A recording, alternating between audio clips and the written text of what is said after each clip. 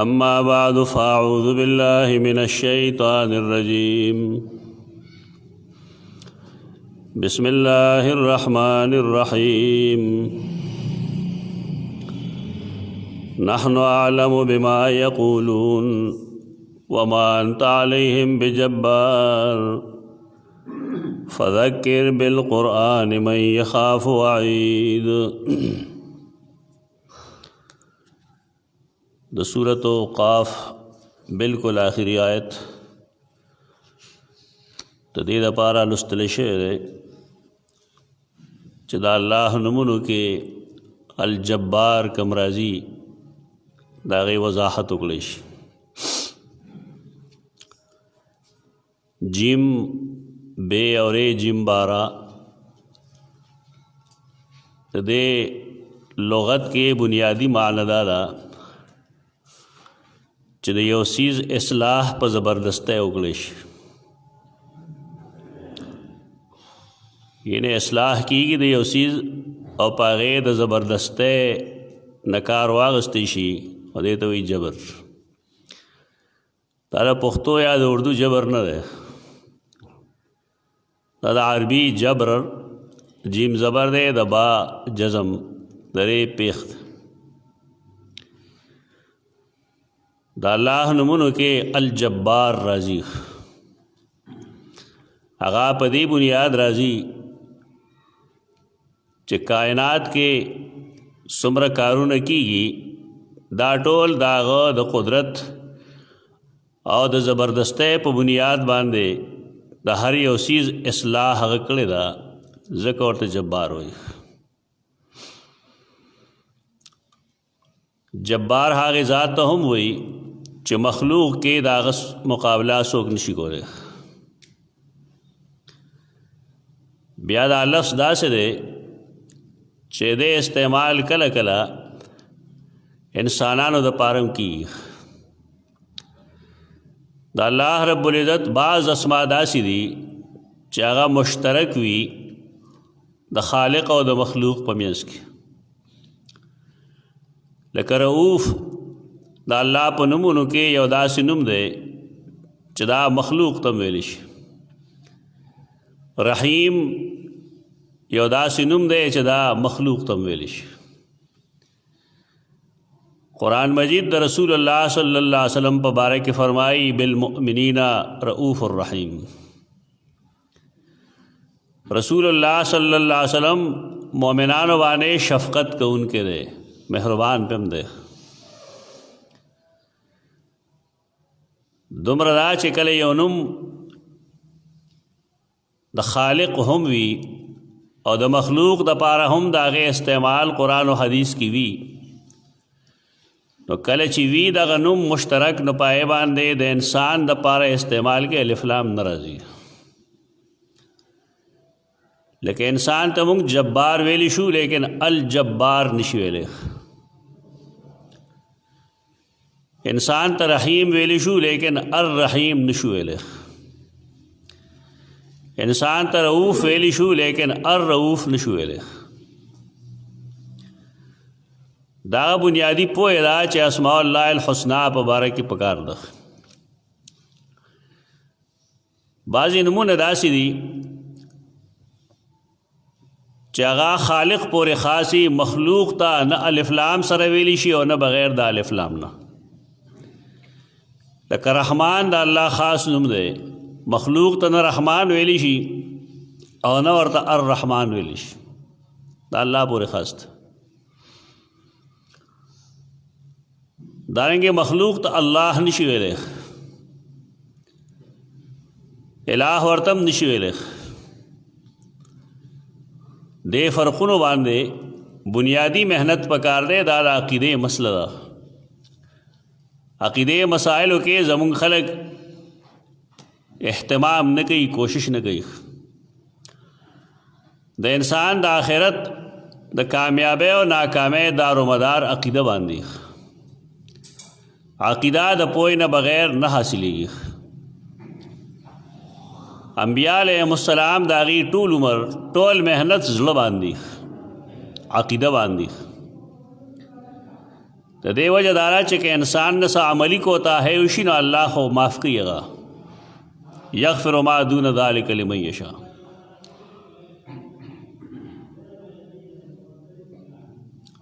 لیکن هغه ګناهونه چې د هغې تعلق عقیدې سره وي، شرک سره وي، زړه سره تعلق وي، الله هغه څیز نه معاف کوي. دیو جنا انبیاء علیهم السلام چې کوم کوشش ته راغي هغه دا دی چې زړه باندې محنت وکړی شي. په زړه چې محنت کولی شي نو د هغې بنیاد به وي د عقیدې صفایي، او د عقیدې صفایي د هغې صحیح درست طریقې سره روک ټوک پکار دی. غونډ او جړ ویل پای کې نه پکار. د وارکیف قاعده دا شوه چې بعضې نمونه د الله د مخلوق دپاره یو شان ته استعمالیږي، لکه رؤوف رحیم او دا جبار چې مونږ ووی، خو مخلوق هغه شان جبار نه څنګه چې الله جباري، هغه ته الجبار وی، مخلوق ته محض جبار وی. الله ته رحیم هم ویلی شي، الرحیم ورته هم ویلی شي. مخلوق ته رحیم ویلی شي لیکن الرحیم نشي ویلی. مونږه د دین نه ډېر لرې تللي یو. موسم شروع کېږي اوس د ګرمۍ، نو بعضې ساین بورډونو باندې لیکلي الرحیم پنکې. یعنې دومره د ملک کې څوک پوهه نشته دی چې دا وضاحت وکړي چې د الله بندګانو پکې الرحیم نه وي، پنکه الرحیم نه وي. بل نوم تاسو له نه درته چې د الله نوم تاسو د دپاره کېښود او په هغې الف لام تاسو کېښود. دا به څوک سړی جوړونکی عبدالرحیم نوم به وي، نو هغه نوم چا راواغست نو په کیله کېښود. مونږ چې څومره د نبي کریم صلی الله علیه وسلم د زمانې نه خلق رستو راځي د هغې عقاید کمزوري کېږي، بلکې بې خبري ده، جهل ده. دا خو د الله د نوم بېعزتي ده، پکې څنګه الرحیم. رسول الله صلی الله علیه وسلم په باره کې قرآن مجید چې فرمایي نو بالمؤمنین رؤوف رحیم وی، الرحیم هغه ته هم نه وی. دومره ایمانی ناپوهتیا زموږ د قوم راغلی ده. دې وضاحتونه پکاري. یو انسان چې د خپل خالق حق نه پیژني او څه انسان یو څه مسلمان دی. د وارکیف جبار اصل کې بیا هغې ونې ته م وایي چې هغه ډېره دنګه وي، چې انسان هغې ته نه رسیږي نو هغې ته جبار وایي. دا استعمالات قرآن مجید کې شته دی. جبار هغې سړي ته هم وایي چې د هغه د ظلم انتها نه وي، هغه هر لحاظ سره ظلمونه کوي نو هغه ته هم جبار وایي. واتبعوا امر کل جبار عنید. سمودیان عادیان د هغې ټولو باره کې قرآن مجید دا فرمایي چې هغې د هر جبار او د هر متکبر اتباع وکړه. رسول خپل پرېښود او د هغه په ځای باندې د جبارینو اتباع وکړه.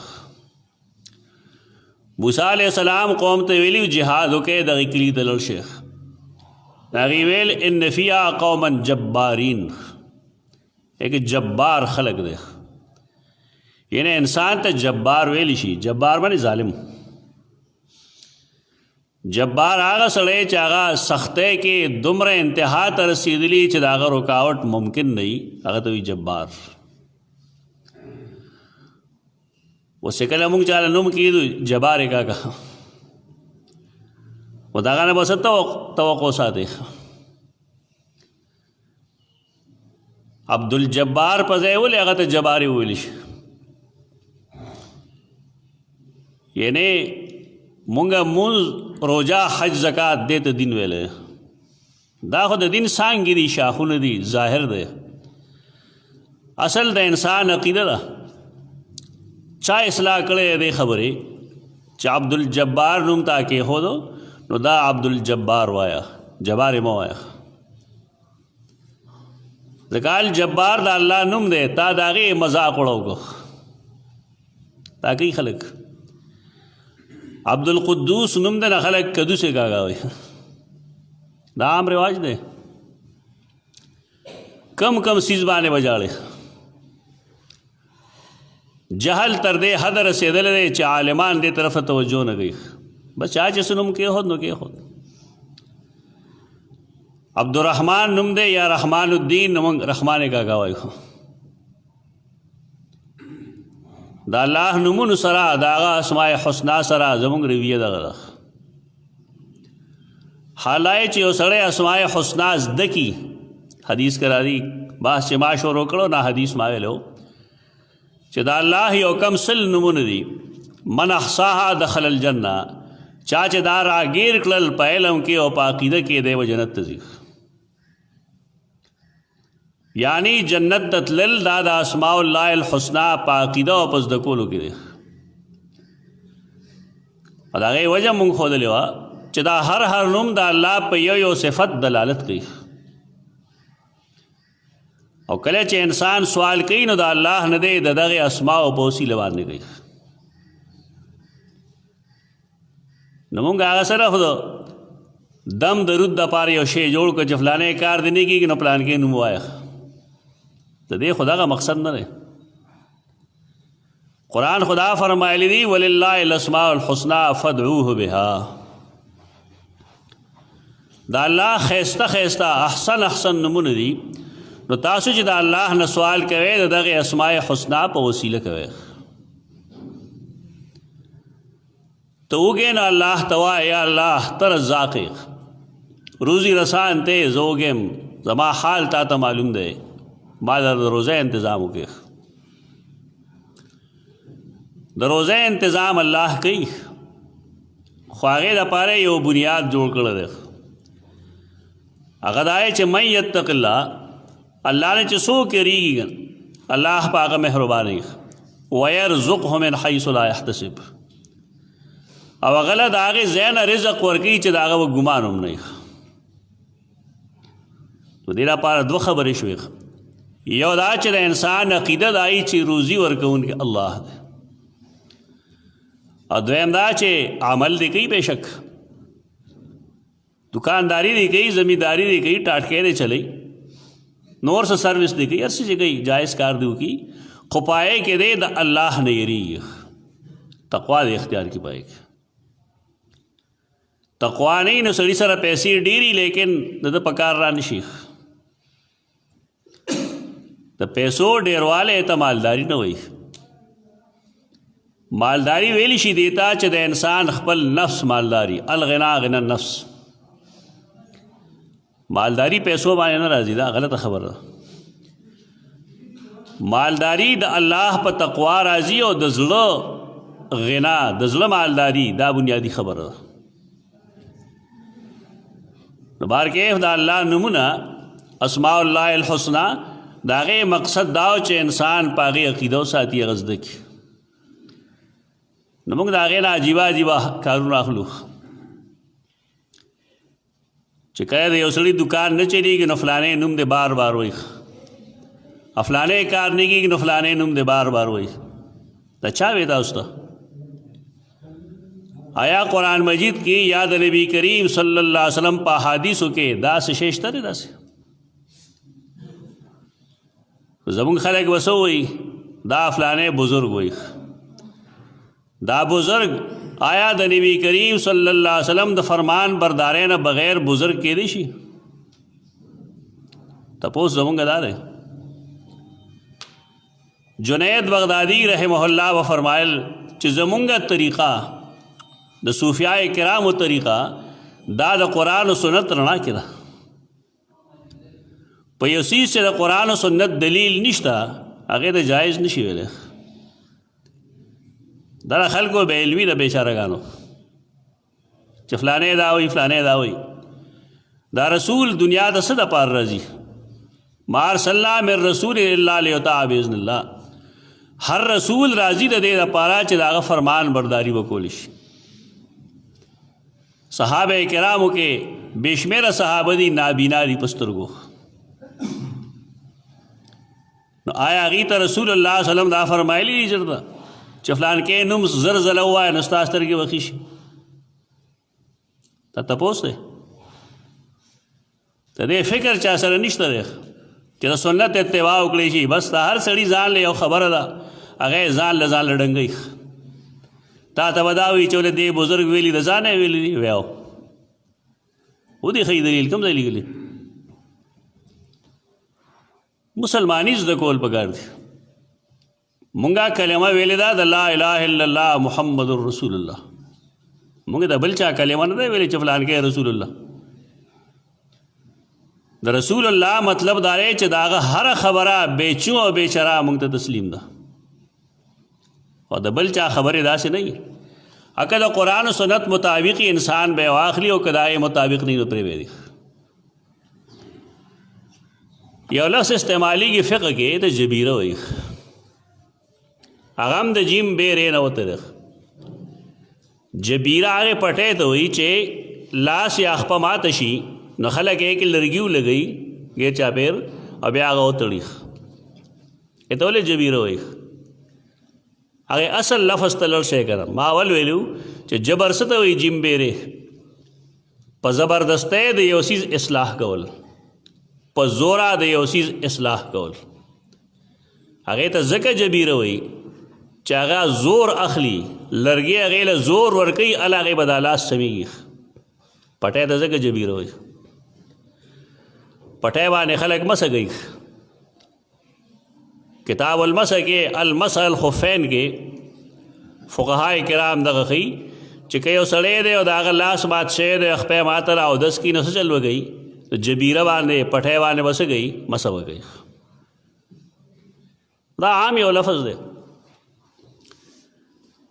آیت کریمه چې ما کوم ویلې دی نو پای کې د رسول الله صلی الله علیه وسلم باره کې فرمایي چې دا خلک څه وایي نو ما ته د هغې پته ده.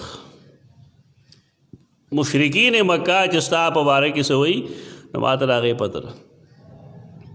دا تسلی ده رسول الله صلی الله علیه وسلم دی چې څه وایي ما ته د هغې علم دی. مطلب دا دی چې الله به د دې حساب کوي. نو پای کې یو جمله فرمایي ما انت علیہم بجبار. دلته جبار جبر نوته دی، په څه معنی استعمالیږي دلته؟ د جبر خو یو معنی هغه وه کوم چې وختي مونږ وکړه، یو معنی ده زبردستی کول. لست علیہم بجبار فذکر بالقرآن من یخاف وعید. تو په خلکو زور اورتیا کوونکې نه، یعنی د نبی کریم صلی الله علیه وسلم ذمہ داری دارا چا براشی خلق بدین ترو بلی دعوت بور کی، په دعوت باندې با دلیل پیش کی چې دا د الله فرمان دی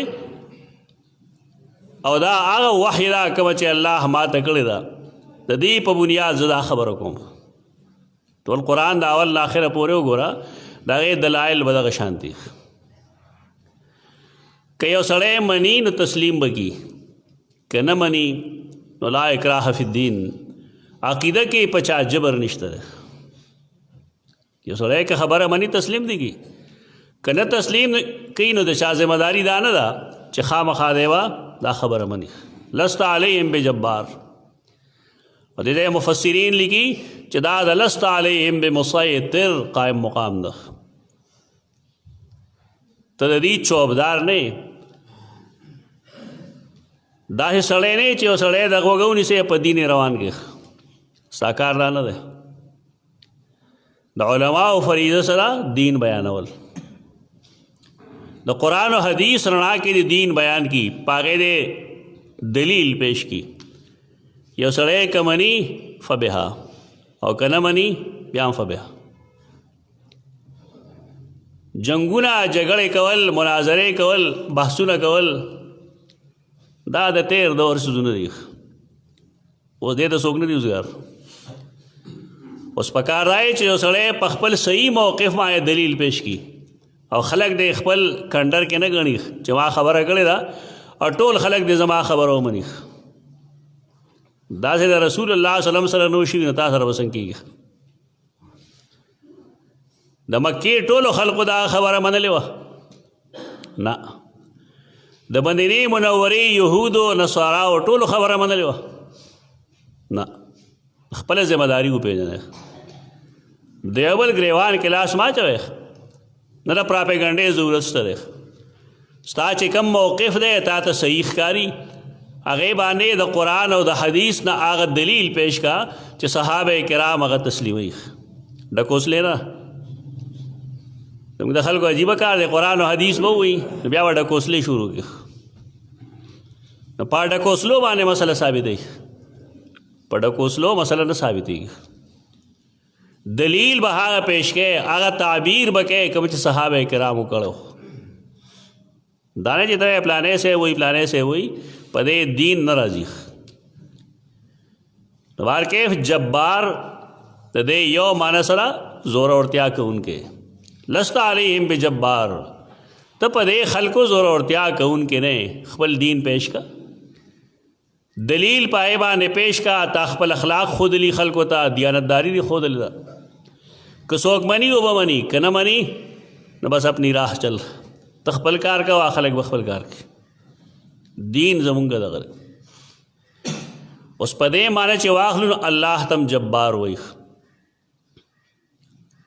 الله هم زبردستی کوي. یو داسې خلق دی چې هغې ته جبریه وایي. جبریه مطلب دای چې دا انسانان ټول په هر څه کې مجبور دي. هغه لفظ هم جبر نه وته دی. جبر معنی زور اورتیا. الله جبار دی. مخلوق په ډېرو څیزونو کې مجبور دی. زما رنګ تور دی په دې کې زه مجبور یم. رنګ ما نه دی پیدا کړی. زه سړی یم زنانه نه یم په دې کې زه مجبور یم. الله داسې غوښتل بس. مرګ به کله راځي دې کې انسان مجبور دی چې کله الله غواړي نو راځي وخت.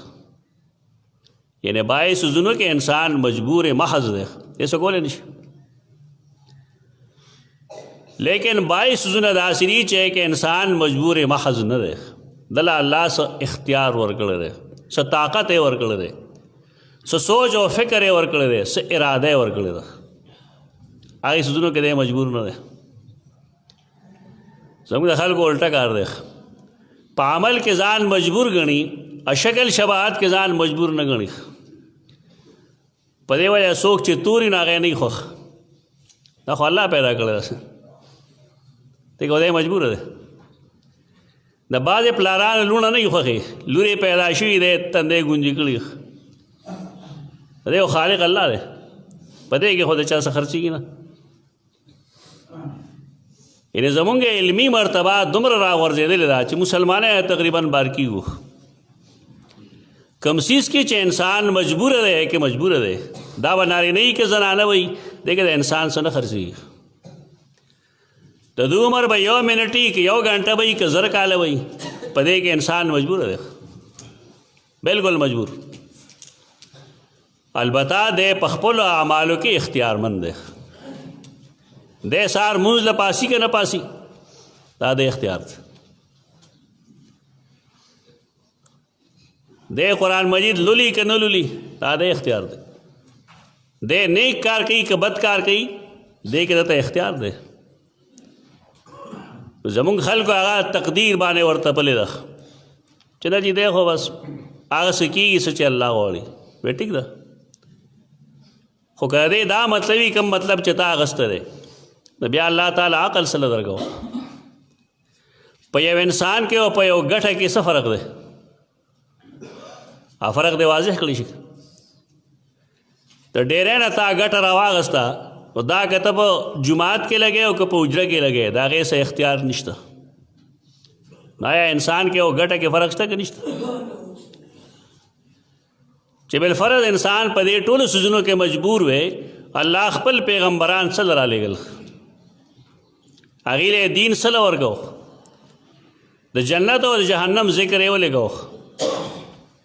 د دې مطلب دا دی چې اراده کې انسان بالکل خود مختار دی.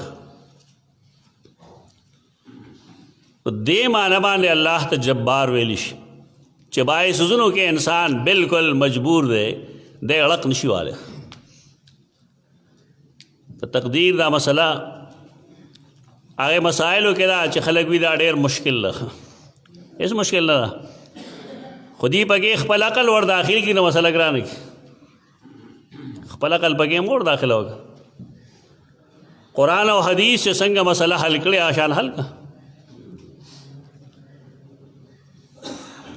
مونږ چې وایو الله رب العزت دا قدرت ته دا طاقت ته دا قرآن کې شته که نشته ان الله علی کل شیء قدیر ته تقدیر دا لفظ دا غیر نه راوتلی قدیر معنی په هر چیز قدرت لرونکی قدرت چې څوک لري په سبانۍ خبره په بدرزنۍ خبره زر کاله پس زر کاله مخکې هغه عالمي که نه نو تقدیر مسله دوه عقیدې دي یو دا چې الله ته د هر چیز علم دی دویم دا چې هغه په هر چیز قدرت لري دې ته وایي تقدیر د انسان انجام بسوي دا الله ته پته نو دی وی الله ته پته نو بیا انسان مجبور کړی دی انسان مجبور نه دی علم دا الله جدا چیز دی او د انسان ذاتی جدا چیز دی الله ته علم دی چې دا انسان به کم کم کار کوي اور دے والا جنت مستحق کیے گا تو زخم مستحق کی گی دے دو تقدیر آیا پائے کہ دے مجبور دے نہ زمون خلق ایل تا مجبور گنی اور ڈوڑے دا پارے بیا رزق دا پارے خالص آزاد جوڑ کر انسان تا چکم رزق ملاوی گی دا اللہ دا علم مطابق مال راضی ہو کنا اللہ ته علم نشته شته ستا په خیال یو هوښیار سړی داسې تا لیدلی دی چا کار کسب نه کړي خولې وازه کړي چې زما څه رزق یې به راځي ماله تاسې څوک نه کوي هر سړی د خپل رزق د حصول لپاره منډې وایي کوشش کوي او خاندي خلکو پورې چې د اسې اسمان ته خوله وازه کړي نو دغه عمل کې جنت ته ځي یا جهنم ته ځي نو هلته تا کار کړی دی الله رب العزت هغه ته جبار په دې مفهوم وایي چې یو دا چې ډېر زبردست دی د هر چیز اصلاح کوي او په زبردستۍ کوي خپل پیدایش ته وګورئ زمونږ ټولو پیدایش د انسانانو الله څه نه کړی دی اوبو نه کړی په دې کې د هغه قدرت داخل دی ونه د اوبو نه هم چېرته انسان جوړېږي جبار ورته په دې وایي چې زبردستی باندې هغه اصلاح کوي بوټي ونې مونږ تخمونه چې ور واچو نو دا څنګه ممکن ده که اوسپنه ور واچو نو اوسپنه سخت غوندې څیز دی ختم شي په خاوره کې لیکن تخم چې ډېر باریک دی ډېر نرم دی د هغې نه عجیب و غریب بوټي جوړېږي ولې ته جوړېږي دا ولې جوړېږي په دې وجه جوړېږي چې الله جبار دی هغه د یو کمزوري څیز نه اعلی ترین څیز جوړوي دې صفت د الله باندې سوچ پکار دی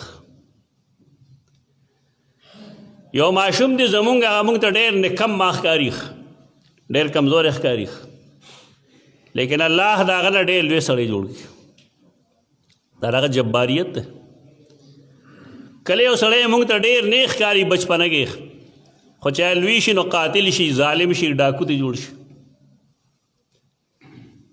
دا ولې دا په دې وجه چې د انسان کوم اسباب استعمال کړي دي نو الله بیا هغې طرف ته بوځي تبار کیف دا اللہ پا اسماؤ کے یو اسم دے الجبار اور دا جبار مفہوم دارے چاہا پا زبردستے دے انسان اصلاح کی یہ والے دے انسان نا بلکہ دا ہر چیز اصلاح زبردستے وانے گئی دا یو نظام دے کائنات نظام دے دا نظام خلاف نہیں کی چلی دا نظام دارے چاہا انسانان پیدا کی نہیں یو بل نہ پیدا کی لیکن دا غیو انتظام داو مو چې هغه آدم علیه السلام د خاورو نه پیدا کړ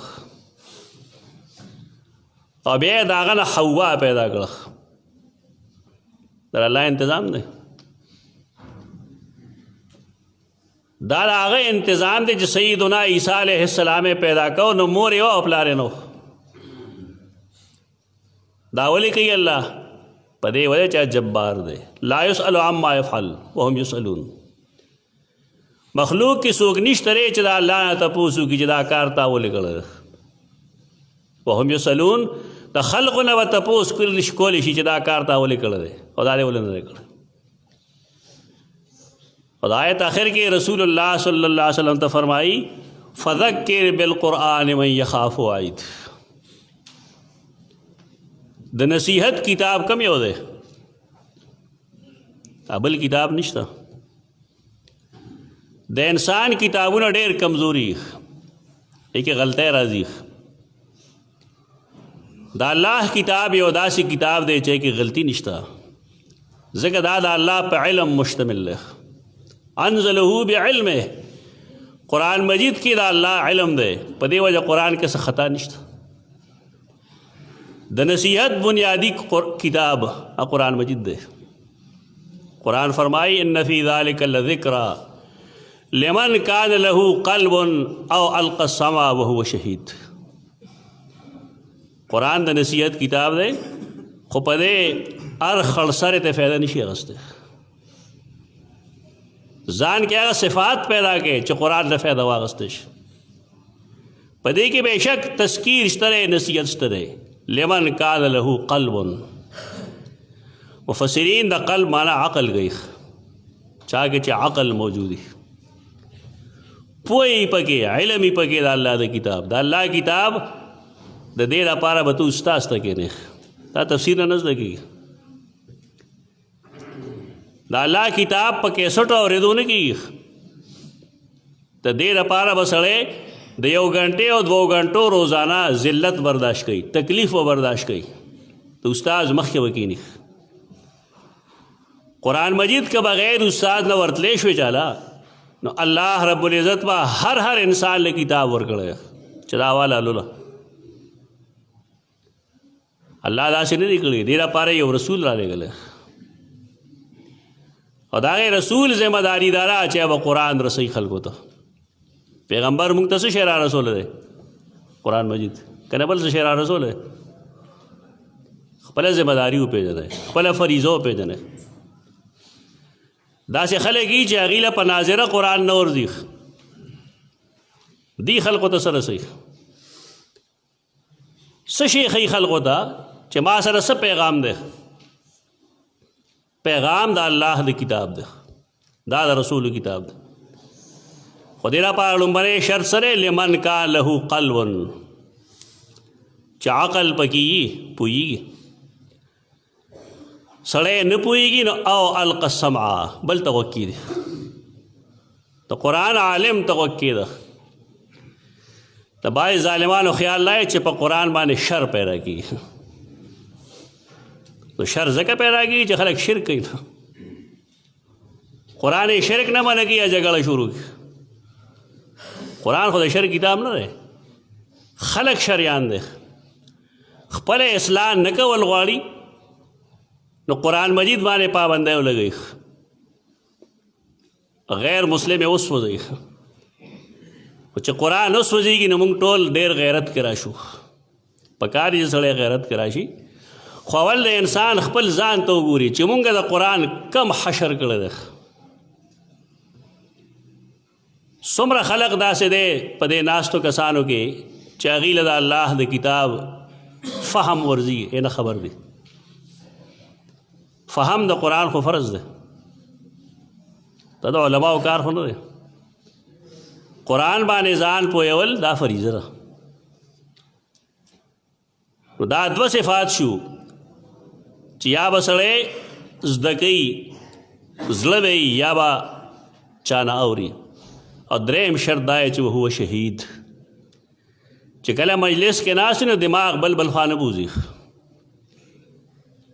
دی فزیکلی او مینټلی حاضر وي په مجلس کې. زموږ د خلکو جوسی جماعت کی، لیکن ذهن یې بل ځای. دی به څه فایده واخله.